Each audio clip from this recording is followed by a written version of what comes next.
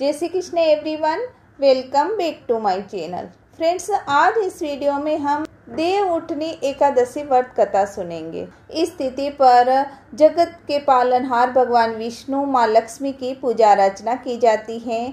साथ ही आज के दिन तुलसी विवाह होता है और एकादशी के व्रत करने से सभी पाप से छुटकारा मिलता है। तो देवउठनी एकादशी का व्रत करके पाठ हमें जरूर करना चाहिए और कथा जरूर सुननी चाहिए। कथा के बिना ये व्रत अधूरा माना जाता है। तो आइए देवउठनी एकादशी की व्रत की कथा सुनते हैं। पौराणिक कथा है। एक राजा के राज्य में सभी एकादशी का व्रत करते थे। व्रत के दौरान पूरे राज्य में किसी को अन्न नहीं दिया जाता था। एक बार ऐसा समय आया कि एक दिन एक व्यक्ति नौकरी मांगने के लिए राजा के दरबार में आया। उसकी बातें सुनने के बाद राजा ने कहा कि नौकरी तो मिल जाएगी, लेकिन एकादशी के दिन अन्न नहीं दिया जाएगा। नौकरी मिलने की खुशी में उस व्यक्ति ने राजा की बात मान ली। एकादशी का व्रत आया। सभी ने विधि पूर्वक व्रत किया। साथ ही उसने भी फलाहार किया, लेकिन भूख नहीं मिटी। वह राजा के पास अन्न मांगने के लिए गया। उसने राजा से कहा कि फलाहार से उसकी भूख नहीं मिटी है, उसे अन्न दिया जाए। उस व्यक्ति ने कहा कि वह भूख से मर जाएगा, उसे अन्न की आवश्यकता है। तब राजा ने उसे भोजन के लिए आटा, दाल, चावल दिलवा दिए। इसके बाद वह नदी के किनारे स्नान किया और भोजन बनाया। उसने भोजन निकाला और भगवान को निमंत्रण दिया। तब भगवान विष्णु आए और भोजन किया, फिर चले गए। वह अपने काम में लग गया। फिर दूसरे मास की एकादशी आई।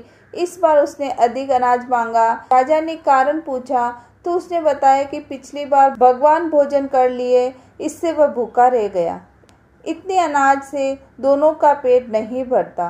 राजा चकित था। उसको उस व्यक्ति की बात पर विश्वास नहीं हुआ। तब वह राजा को अपने साथ लेकर गया।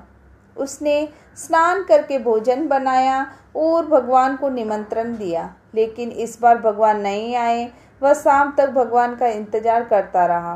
राजा पेड़ के पीछे छिपकर सब देख रहे थे। अंत में उसने कहा कि हे भगवान, यदि आज आप भोजन करने नहीं आएंगे तो नदी में कूदकर जान दे दूंगा।